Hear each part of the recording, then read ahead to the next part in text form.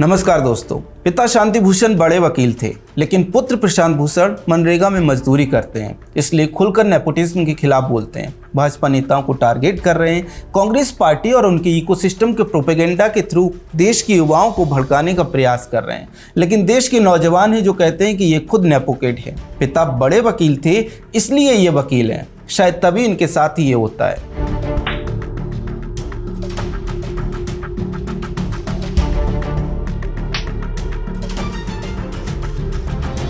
सुप्रिया श्रीनेत के पिता हर्षवर्धन यूपी के बड़े नेता रहे हैं। सोशलिस्ट पार्टी में रहे, जनता पार्टी में रहे, कई बार विधायक भी बने, बाद में कांग्रेस ज्वाइन करके सांसद भी रहे। लेकिन देखिए, फिर भी उनकी बेटी सुप्रिया श्रीनेत आज एक मामूली किराना की दुकान चलाती हैं। उन्होंने कभी राजनीति ज्वाइन नहीं की, इसलिए वे आज खुलकर भाजपा के कथित परिवारवाद का विरोध कर रही हैं। देश के युवाओं को नेपाल की तर्ज पर भड़काने का प्रयास कर रही हैं। अरे क्या कहा, ये भी नेपोकिड हैं। इनकी किराना की दुकान नहीं है, बल्कि कांग्रेस की बड़ी नेता है, कांग्रेस प्रवक्ता है, आईटी सेल की मुखिया है। शायद इसीलिए मोदी जी कहते हैं हिपोक्रेसी की भी सीमा होती है। ठीक है, प्रशांत भूषण और सुप्रिया श्रीनेत नेपोकिड हैं, लेकिन इनके मालिक राहुल गांधी नेपोकिड थोड़ी हैं। तभी तो वो बीजेपी नेताओं के बेटे बेटियों के खिलाफ इनसे प्रोपेगेंडा करवा रहे हैं। देखो, मोतीलाल नेहरू के बाद उनके बेटे जवाहरलाल नेहरू ने प्रयागराज में ऑटो रिक्शा चलाया, लेकिन वे कभी राजनीति में नहीं आए। क्या? चलिए ठीक है, नेहरू जी राजनीति में आए, प्रधानमंत्री बने, लंबे समय तक देश पर शासन किया, लेकिन उनकी बेटी इंदिरा गांधी तो नहीं आई होंगी। कई कांग्रेसी इतिहासकार ये साबित करना चाहते थे कि इंदिरा जी सिलाई की मशीनें चलाकर एम्ब्रॉयडरी का काम करती थी, लेकिन किसी ने उन्हें बता दिया कि सोशल मीडिया का जमाना है, पकड़ लिए जाएंगे, इसलिए शायद वो रुक गए।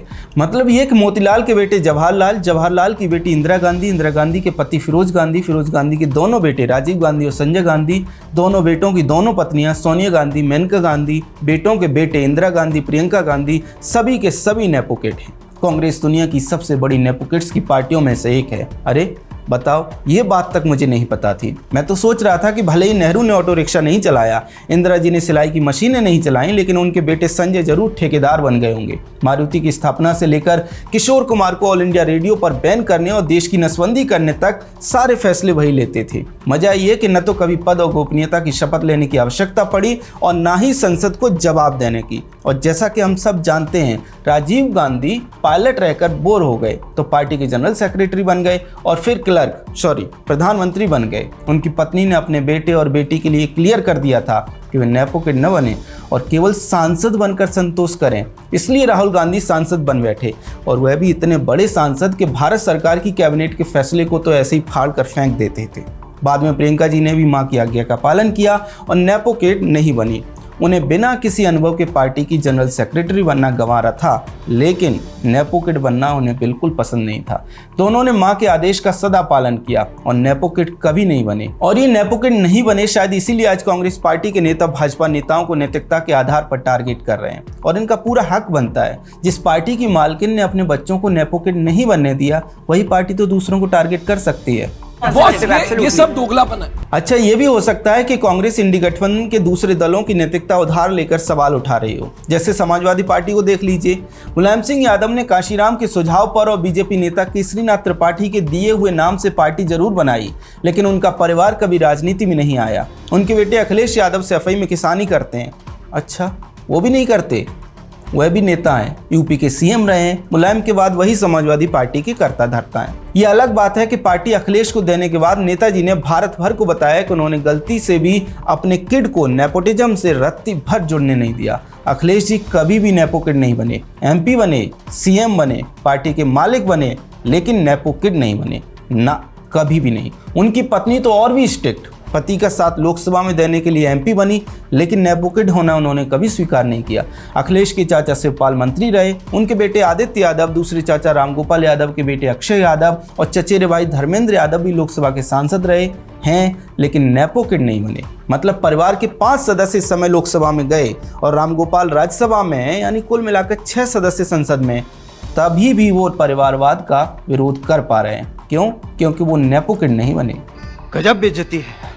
उधर बिहार में लालू यादव का पूरा खानदान राजनीति में है। चाहे तेजस्वी यादव हो, राबड़ी देवी हो, तेज प्रताप यादव हो या फिर कोई और सगा संबंधी, सब के सब राजनीति में हैं, लेकिन खुद को सदा नेपोटिज्म से दूर रखा। तमिलनाडु में भी यही हाल है। करुणानिधि का पूरा परिवार राजनीति में रहा है, चाहे उनका बेटा स्टालिन हो, बेटी कन्निमोझी हो या फिर नाती उदयनिधि स्टालिन हो, ये सारे राजनीति में रहे लेकिन नेपोटिज्म से खुद को सदा दूर रखा। यही कारण है कि सब कुछ घर परिवार में रहा।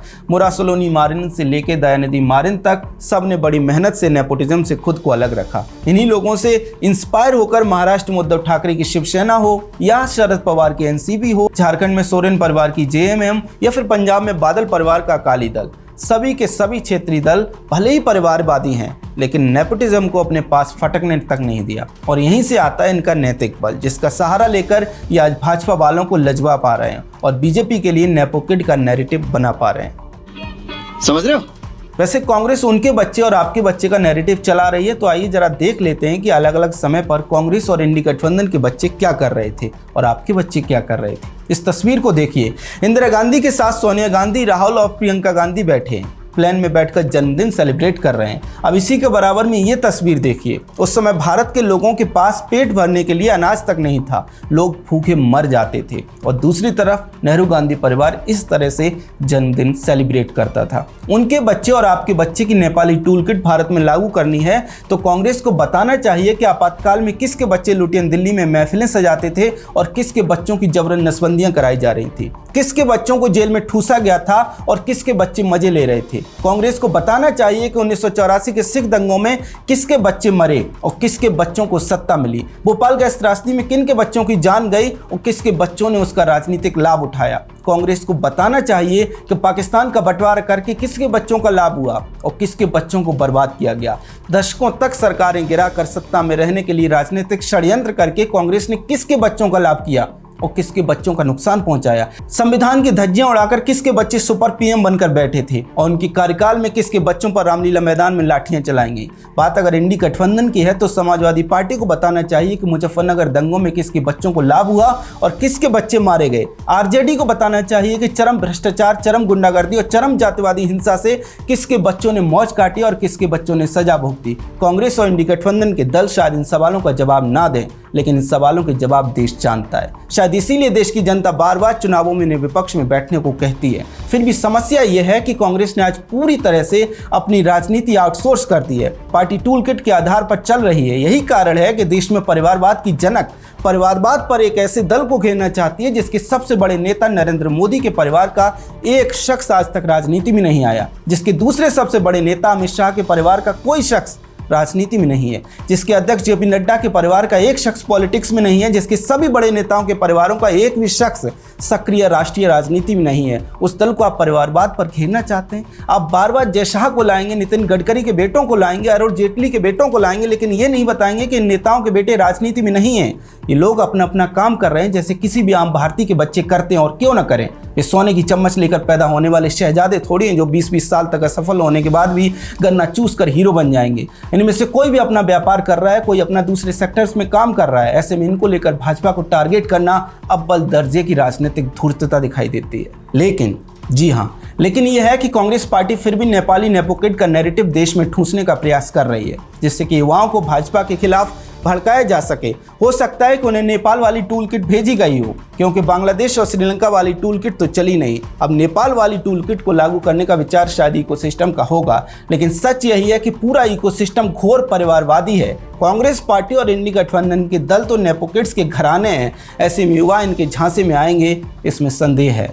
खैर, कांग्रेस पार्टी नेपाल की तरह नेपोकिड का नैरेटिव बनाना चाहती है। इसको लेकर आपका क्या कहना है कमेंट सेक्शन में हमें जरूर बताएं। अगर आपको हमारा कंटेंट पसंद आता है तो हमारे चैनल को सब्सक्राइब भी कर लें। जय हिंद।